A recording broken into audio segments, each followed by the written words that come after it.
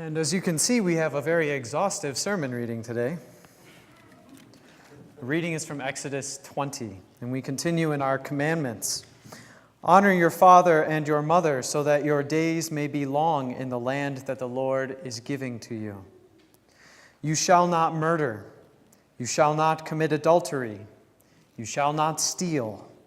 You shall not bear false witness against your neighbor. Word of the Lord. Glory to you, O Lord. So one of the things that I will forever carry about this reading is last night when I was reading this passage, there was a storm. And after we said, Word of the Lord, glory to you, O Lord, there was this huge rolling thunder. Yeah, and so, we make the joke, oh, God's trying to say something. But I thought it was pretty appropriate because that's kind of how God is being heard at this point out Mount Sinai. Vanessa mentioned that the people of Israel are camped out, and it actually brings me back to a time when I was camping out too. I was a camp counselor for 2 summers, and one of the activities that it was highly recommended that we do was cabin rules. On the first day, so you can imagine, right, kids just got to camp, they're ready to go, they're ready to play outside, ready to run around, and one of the first very strongly encouraged suggestions for an activity is to sit down and get out a piece of paper and a marker and go over cabin rules. And this process was kind of like pulling teeth to get rules, because what would happen is I would sit the campers down and we'd say, okay, guys, what rules should we have for this week? What rules do you guys want to have for this week? And of course, I would get one response every time, no rules! And I said, that won't work, so I'm going to need something more than that. And then I would get silence. It's just twiddling our thumbs, I don't know. So I would have to poke and prod a little bit. I would say things like, well, would you like it if someone took something of yours without permission? Oh, no, I guess I wouldn't like that very much. Okay, let's make that a cabin rule. You guys are really good at coming up with cabin rules. Would you like it? Would you like for someone to be mean to you? No, I wouldn't like someone to be mean to me. Another good cabin rule. Yeah, good. And the process would go on and on and on. No camper really looked forward to making cabin rules.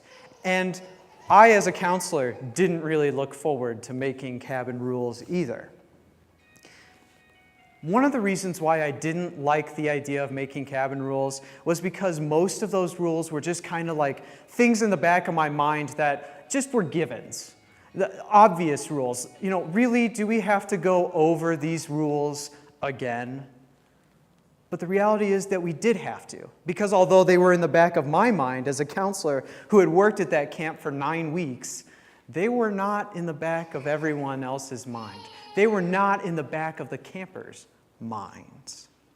So we did have to go over them. And in our reading today, as I look at these 5 commandments and as I read these 5 commandments, I think to myself, really, God, do we really have to go over these rules? I mean, it should be fairly obvious, right? Killing is bad, stealing is bad, lying is bad, committing adultery, not so good either, and honoring parents sounds like a pretty good deal too. But the reality is, we do have to go over those things. And we do go over those things, and this list is hard to go over because I can think of times in my life when either I or someone close to me has broken each of these commandments in a very real way. I know people who have stolen, who have lied, who have committed adultery, who have killed literally and figuratively, and who have dishonored their parents or have been abused by their parents. I know people where these commandments are not a reality for them.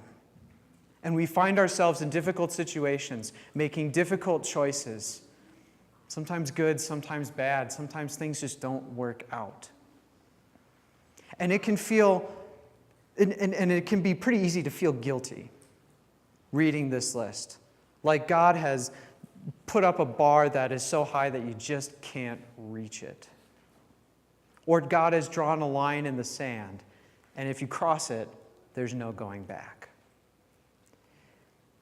Cabin rules were meant to try and help the kids to live together at camp. We're meant to help keep us all safe. We're meant to express the hopes that we had at camp. But I remember one week, middle of the summer, 6th grader, pretty scared about everything, was scared to break a single cabin rule. And so it kept him from doing all of the camp activities that we were all looking forward to. And we had to sort that out. That's not the goal of cabin rules. Cabin rules aren't meant to scare him. Cabin rules are meant to express a hope for the week. A hope that we'll all be safe together. A hope that we will have fun together. A hope that we'll get what we need out of camp together. And I think the 10 Commandments are full of hope. That it's not about scaring us from living life, but that it is a message of expressing God's hopes for the world. We've talked about the 10 Commandments as a set of car keys to get us where we need to go. We've talked about the 10 Commandments as a series of yeses underneath the don'ts. And I think that those yeses and that analogy of the car keys get at the deeper hope that God has in those expectations for us. Honor your father and mother. God hopes that we will have positive relationships in our families, either towards our parents or towards children, and that we can pass those along and live long in the lands that God has given. Do not kill. God hopes that we might not feel so defensive that we will have to take life, but God hopes that we can give life. Do not steal. God hopes that we are provided for and that we have everything that we need and that we are happy so that we do not have the need to steal. Do not commit adultery. God hopes that we have relationships, either as romantic partners or as friends, with whom we will keep committed, with whom we will not hurt, with whom we will be happy together and experience life together greatly. Do not lie. God hopes that we will not be afraid of the truth and that we can only speak well of each other.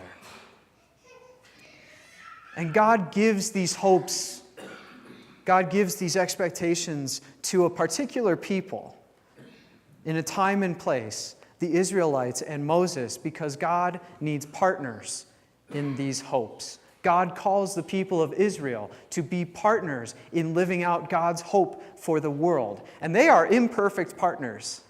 They've broken these commandments before. They're actually in the midst of breaking a commandment while Moses is on the mountain. They're making this golden calf, and Moses is going to come down with the 2 tablets and see this calf and get very angry because they're breaking the first commandment. And God's going to get angry too. But God is going to remain faithful to those who He called to be a partner in this hope. And even though we break those commandments, even though the people of Israel break those commandments, God sent prophets, judges, kings, and Jesus to redeem a broken people. And more than that, to redeem a broken world, because we are worth it to God. We are valuable to God. We are trusted by God to be partners in God's hope for the world. And what is God's hope for the world? I think it can be summed up in just as Jesus does in our gospel reading. A lawyer comes and asks, what is the one greatest commandment? And Jesus gives 2. Love God with all that you have. And the second one is like it. Love your neighbor as yourself. God's hope for the world is love. And God's hope for the world are those 2 inseparable statements. Because you cannot love your neighbor without loving God in some way. And in order to love God with all that you have to love your neighbor. I think Jesus thought that those 2 sentences were inseparable too.